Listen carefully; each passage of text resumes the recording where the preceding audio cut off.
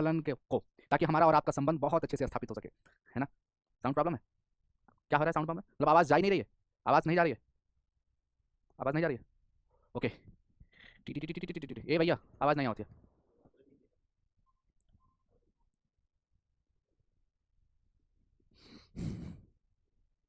अभी आ रही है आवाज़? हाँ, अब तो आ रही है। चलिए फिर से वही बात बोल दें, वो बात सुने नहीं थे जो शुरू शुरू में मैं बोला हूँ। फिर से वही बात दोहरा दूं? फिर से वही बात दोहरा दूं? ठीक है। तो प्यारे साथियों नमस्कार, आप सभी का स्वागत है बिहार के नंबर 1 प्लेटफॉर्म पर, विद्याकुल पर। तो साथियों हम फिर से आज स्टार्ट करने जा रहे हैं संबंध और फलन। तो भैया हम लोगों ने अपना संबंध तो स्थापित कर लिया, लेकिन अब हम कक्षा 12 में जो हम चैप्टर पढ़ने वाले हैं गणित का संबंध, उसको स्थापित करने का प्रयास करेंगे। ठीक है जी। चलिए, शादी में हम गए थे बेटा, सुशील दास, शादी में तो गए थे। सब देखिए जाकर के, इंस्टाग्राम पे सब आईडी लगी है, चीजें इंस्टाग्राम पे सब फोटो पड़ा है, दिखा देता हूँ। फोटो तो नहीं देखेगा तुम? क्या भाई, क्या ही देखते हो।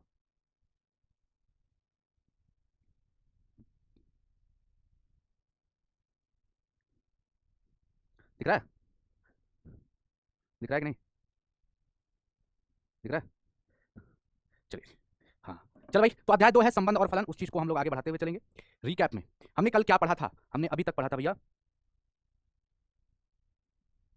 संबंध और फलन। हम चैप्टर पढ़ रहे हैं संबंध और फलन, संबंध और फलन, जिसको आप बोलते हो relation and function, relation and function, relation and function, relation and function.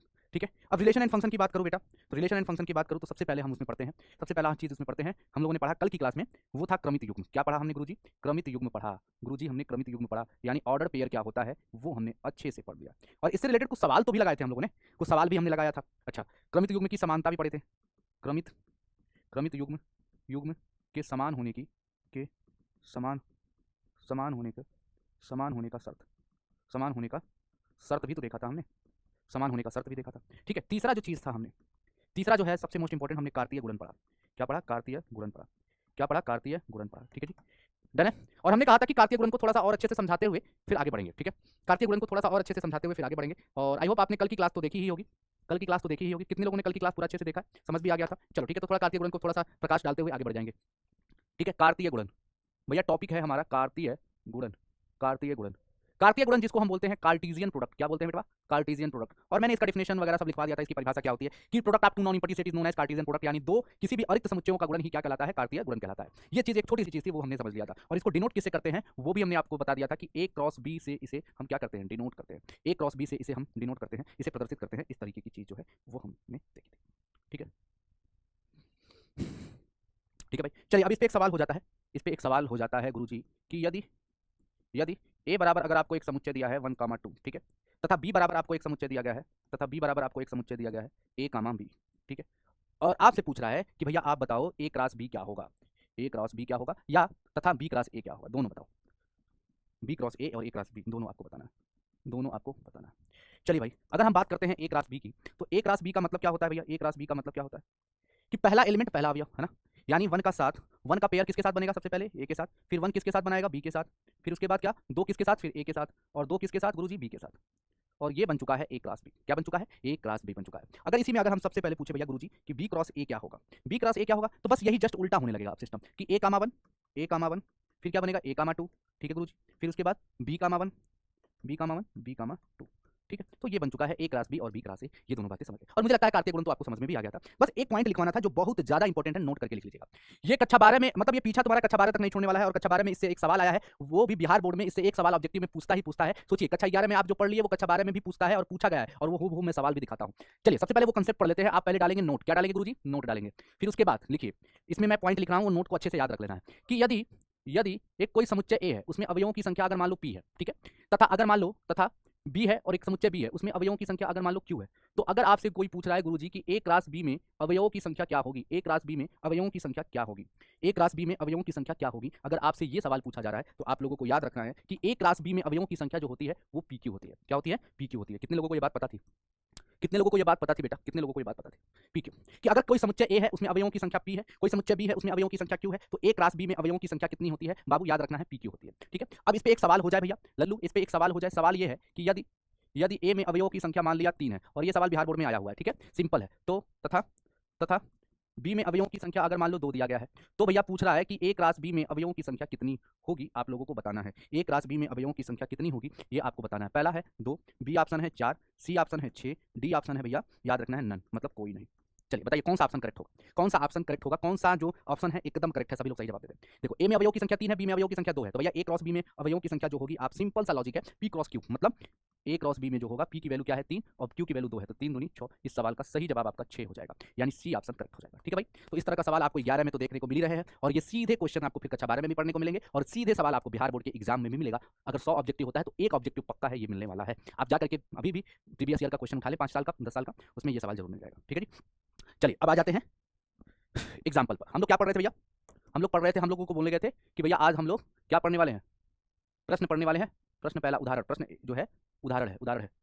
हम लोग क्या करने जा रहे हैं, उदाहरण करने, 2.1 सॉल्व करेंगे ना हम लोग, उदाहरण प्रश्नावली 2.1 का, प्रश्नावली 2.1 का उदाहरण। सबसे पहला उदाहरण आपके सामने है कि अगर ये वाला जो है, सबको दिख रहा है ना, साफ साफ सबको दिख रहा है, साफ साफ क्या लिखा हुआ है, सबको दिख रहा है ना बेटा, सबको दिख रहा है ना, सब कुछ साफ साफ दिख रहा है। कह रहा है कि अगर यदि ये वाला क्रमित युग्म इस क्रमित युग्म के बराबर है तो यक्स और वाई के मान ज्ञात करें। सिंपल, आपको कुछ करना नहीं है। अगर ये दोनों अगर क्रमित युग्म आपस में बराबर है, दोनों ऑर्डर पेयर आपस में इक्वल है, तो पहला वाला यानी x + 1 किसके बराबर होगा, 3 के बराबर। तो यक्स बराबर क्या हो जाएगा 3 और +1 उधर जाएगा तो -1, तो यक्स का मान कितना हो जाएगा 2 हो जाएगा। सबको समझ में आ रहा है, यक्स का मान कितना होगा गुरुजी, यक्स का मान कितना होगा 2 होगा। उसी तरीके से अब दूसरा जो एलिमेंट होगा वो दूसरे के बराबर होगा, यानी y - 2 जो होगा वो किसके बराबर होगा 1 के। तो y बराबर क्या हो जाएगा 1 + 2, यानी y का मान कितना हो जाएगा गुरुजी 3 हो जाएगा। साफ सीधी बात भैया 3 हो जाएगा। तो यक्स का मान 2, y का मान 3, इस क्वेश्चन का ये मतलब था।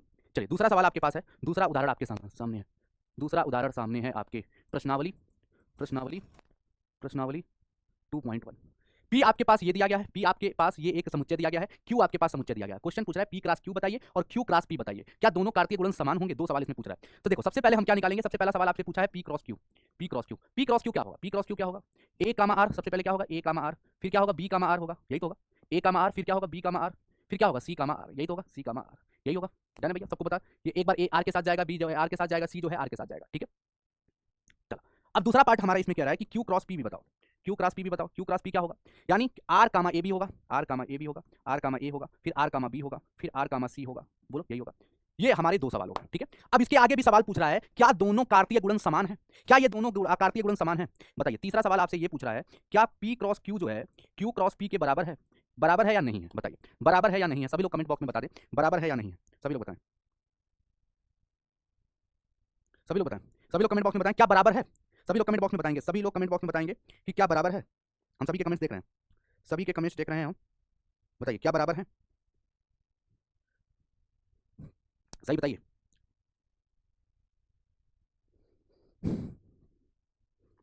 तो लगभग 70% कह रहे हैं नहीं और 30% कह रहे हैं हाँ। अच्छा क्यों बराबर है भैया और क्यों नहीं है।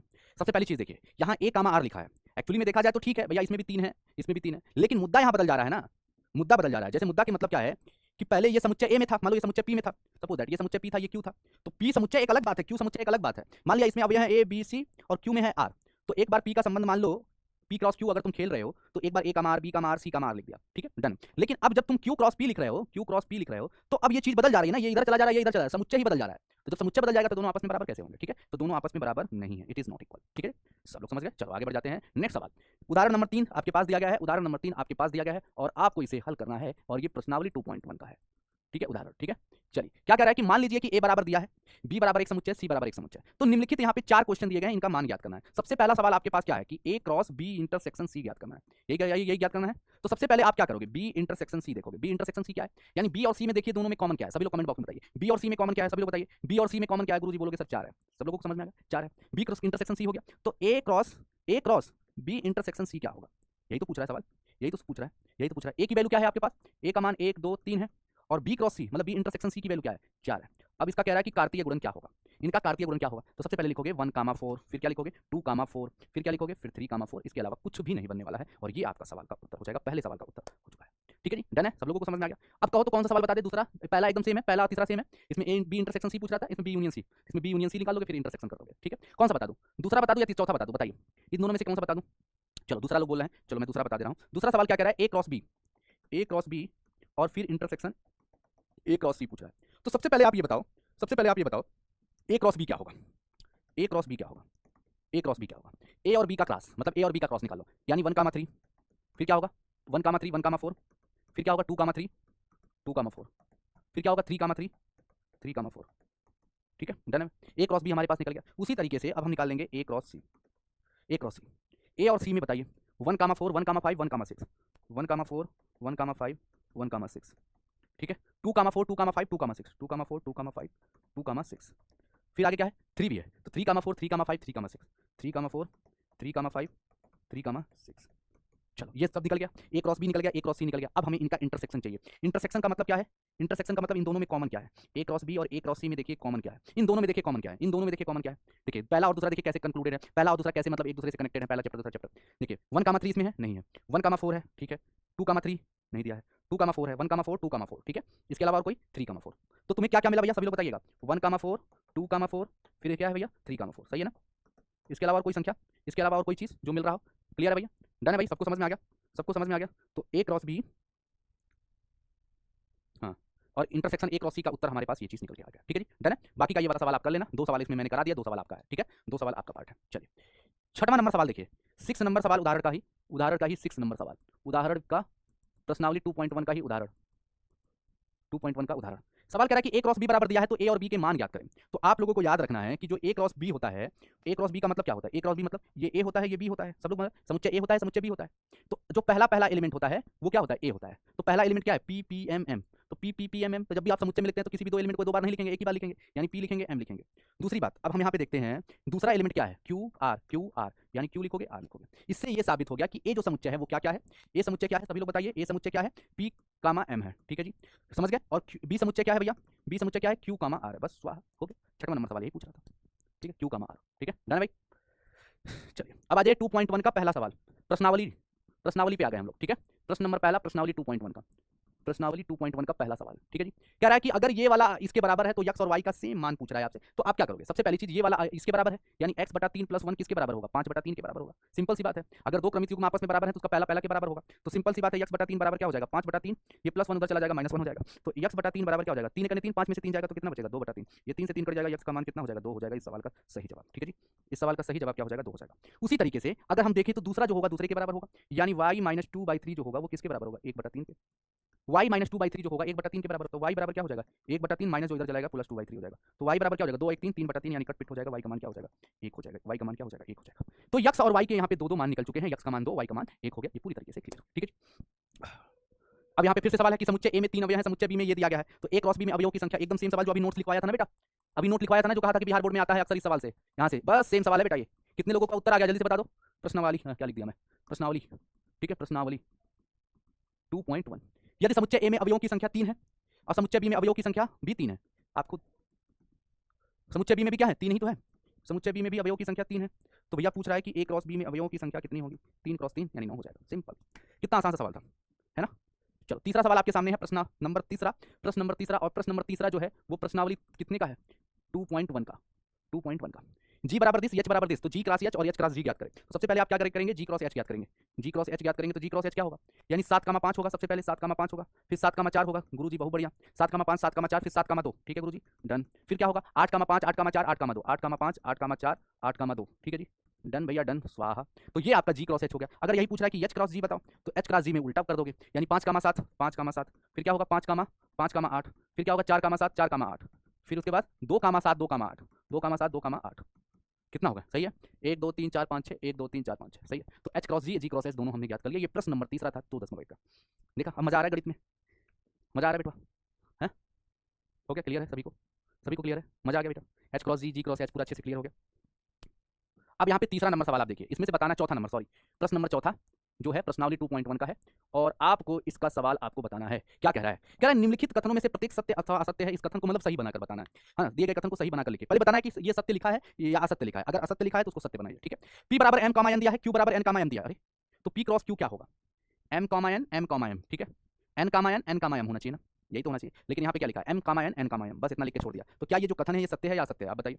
असत्य लग ही रहा है, तो आप समझ गए, समझा दिया सवाल को। तो इसका सत्य क्या होगा, इसको आप लिखना है, ठीक है। फिर दूसरा सवाल क्या कह रहा है, यदि ए और बी अरिक्त समुच्चय है तो ए क्रॉस बी क्रमित युग्म में x और y का एक अरिक्त समुच्चय है। इस प्रकार x जो होता है ए में बिलोंग करता है, y जो होता है बी में बिलोंग करता है। नहीं समझे, ए और बी क्या होते हैं, अरिक्त समुच्चय होते हैं। ए क्रॉस बी का जो होता है क्रमित युग्म में x, y के रूप में आता है, तो x वाला जो होता है ए का अवयव होता है और y जो होता है बी का अवयव। ये बात तो सही है ना बेटा, बात तो सही है, ठीक है। वैसे ही तीसरा सवाल क्या कह रहा है, ए समुच्चय 1,2, बी समुच्चय 3,6, तो ए क्रॉस बी 0। क्या ये बात सत्य है, आप लोग कमेंट बॉक्स में बताएं, क्या ये बात सत्य है, क्या ये बात सच है, ए क्रॉस बी। नहीं नहीं नहीं, क्वेश्चन कुछ गलती है क्या बेटा, क्वेश्चन कुछ गड़बड़ है, हमें लगता है क्वेश्चन यहाँ पे कुछ गड़बड़ है बेटा।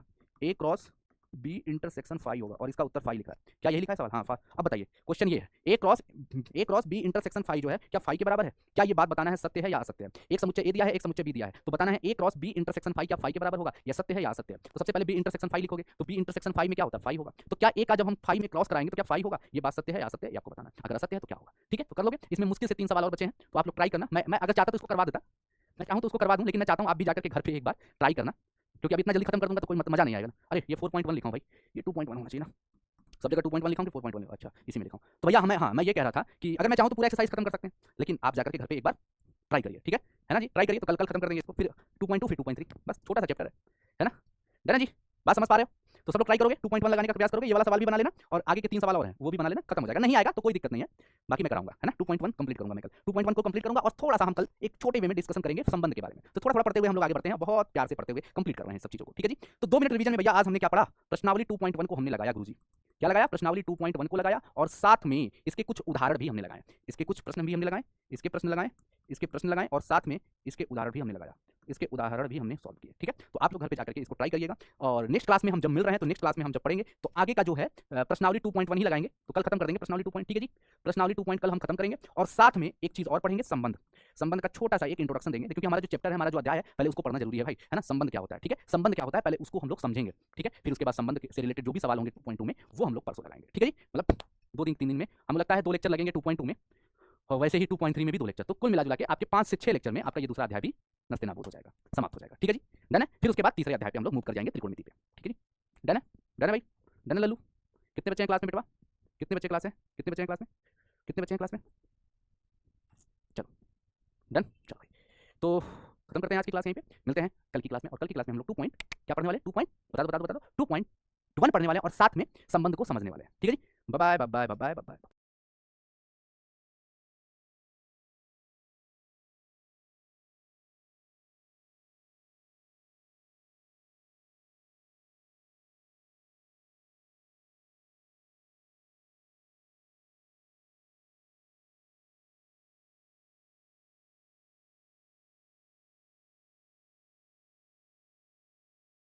ये सब क्या है? ये अवयव है, तो 4 2 के घात 4 यानी 16, 2 के पावर 2 के घात 4 यानी 16, ठीक है?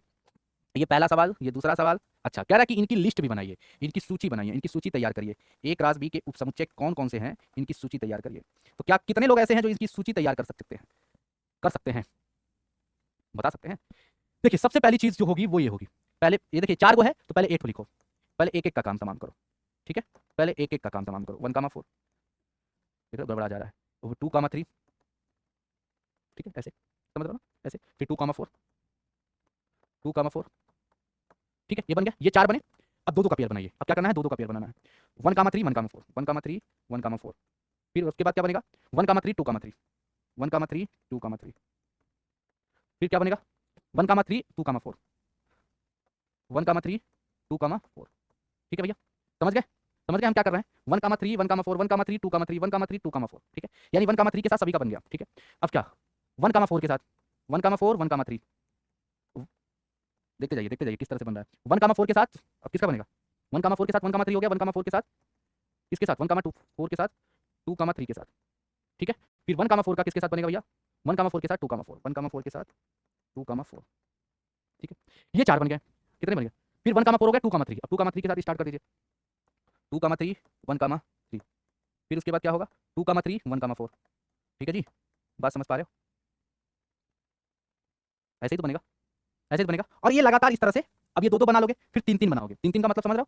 1 2 3 फिर इन तीनों को लिया, फिर इसको लिया, फिर इसको लिया, फिर इसको लिया। मान लो इसको छोड़ दिया, पहली बार में इसको छोड़ा था, फिर दूसरी बार में इसको छोड़ा, ठीक है? अब तुम लोग जानते हो क्या? मान लो 3 का जब पेयर बनाओगे तो सबसे पहले देखो पेयर बना लिया, मैं लिख दे रहा हूँ। अब इसमें जगह नहीं है तो मैं लिख देता, ये तुम्हारा काम है, मैं समझा दे रहा हूँ। 1, 3 1, 4 2, 3 लिख लिया, 3 का पेयर। फिर उसके बाद 1, 3 2, 3 2, 4 1, 3 2, 3 2, 4 ठीक है? 1, 4 को छोड़ दिया, पहली बार 2, 4 को छोड़ा, अब 1, 4 को छोड़ दिया, अब 1, 3 को छोड़ दो, इन तीनों को लिख दो। 1, 4 2, 3 2, 4 ठीक है? हो गया। एक और छोड़ दो भैया, अब 2, 3 देखो सब में है, 2, 3 को छोड़ दो। 1, 3 1, 4 मतलब 1, 4 और फिर उसके बाद 2, 4 ठीक है? तो अब खुद देखिए ये कितने बन जा रहे हैं। देखिए एक ये बना, 2 बना, 3 बना, 4 बना। हमें 16 चाहिए, 5 और फिर 6 7 8 9 10 11 12 ठीक है? 13 14 15 और इस तरह से करके जाओगे और एक हमारा और बनेगा 16। ठीक है, तो इस तरीके से आपको कंप्लीट कर देना है। 16 अवयव हमारे पास पूरी तरह से कंप्लीटली खड़े हो जाएंगे। ठीक है, हो जाएगा बेटा? कितने लोगों को समझ में आया?